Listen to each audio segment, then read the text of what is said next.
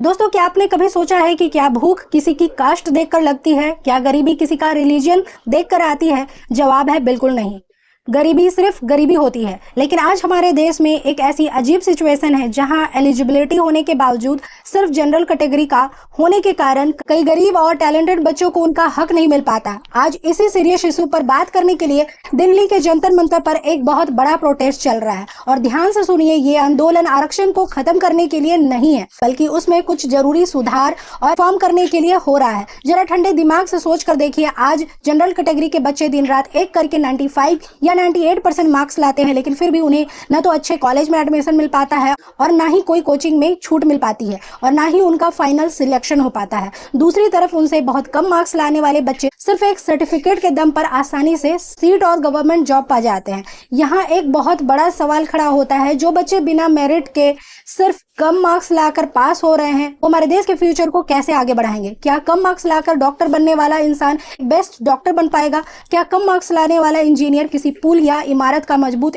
Construction कर पाएगा?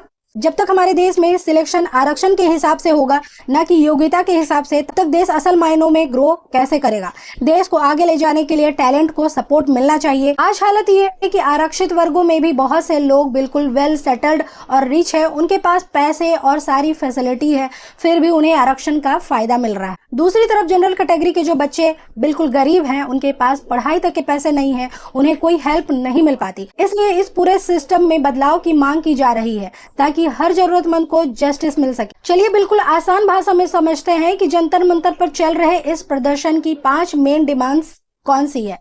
पहला है इकोनॉमी बेस्ड रिजर्वेशन, यानी आरक्षण का आधार जाति या धर्म नहीं, बिल्कुल परिवार की फाइनेंशियल कंडीशन होनी चाहिए। जो सच में गरीब है उसे ही फायदा मिले। दूसरा है इकोनॉमी बेस्ड रिजर्वेशन, यानी आरक्षण का आधार जाति या धर्म नहीं, बिल्कुल परिवार की फाइनेंशियल कंडीशन होनी चाहिए। जो सच में गरीब है उसे ही फायदा मिले। दूसरा है वन जनरेशन वन बेनिफिट, अगर परिवार में किसी एक मेंबर को आरक्षण से अच्छी नौकरी मिल गई है तो उनकी नेक्स्ट जनरेशन को एक नॉर्मल सिटीजन की तरह बिना रिजर्वेशन के कम्पीट करना चाहिए। तीसरा है यूनिफॉर्म पासिंग, सिलेक्शन के लिए मिनिमम क्वालिफाइंग मार्क्स तय होनी चाहिए, ताकि बिना मेरिट के देश के सिस्टम से कोई समझौता न हो। चौथा है पॉलिटिकल एक्सप्लॉइटेशन पर रोक, राजनीतिक पार्टियां सिर्फ अपने वोट बैंक के लिए हर दिन नया आरक्षण देना बंद करें और इस पर भी कानूनी रोक लगे। और पांचवा सबसे जरूरी सनसेट क्लॉज, इसका मतलब है कि कोई भी कानून या आरक्षण हमेशा के लिए एक जैसा नहीं रहना चाहिए।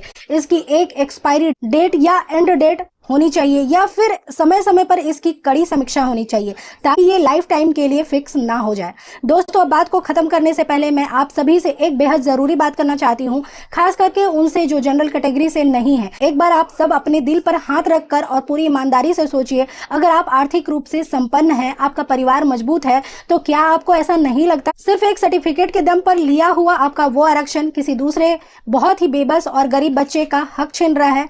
आज इस देश को सच जानने की, उसे पहचानने की और उसे खुलकर सपोर्ट करने की बहुत ज्यादा जरूरत है। आप इतने कैपेबल है कि बिना आरक्षण के भी अपनी मेहनत के दम पर एक बेहतरीन जीवन जी सकते हैं, लेकिन आपका वो एक आरक्षण शायद जनरल कैटेगरी के उस मासूम बच्चे के सुनहरे भविष्य को हमेशा के लिए कुचल देता है, जिसे इसकी सबसे ज्यादा जरूरत थी। न्याय तो तभी होगा जब आरक्षण सिर्फ उसे मिले जो इसकी असली जरूरत रखता है, ना कि उसे जो पहले से ही सब कुछ पा चुका है। अगर आपको भी लगता है कि इस सिस्टम को बदलने की और योग्यता को आगे लाने की बहुत सख्त जरूरत है, तो इस वीडियो को ज्यादा से ज्यादा शेयर कीजिएगा, ताकि ये आवाज सरकार तक और देश के हर कोने कोने तक पहुंचे। वीडियो को लाइक करें और अपने विचार कमेंट में जरूर बताइएगा। जय हिंद, जय भारत।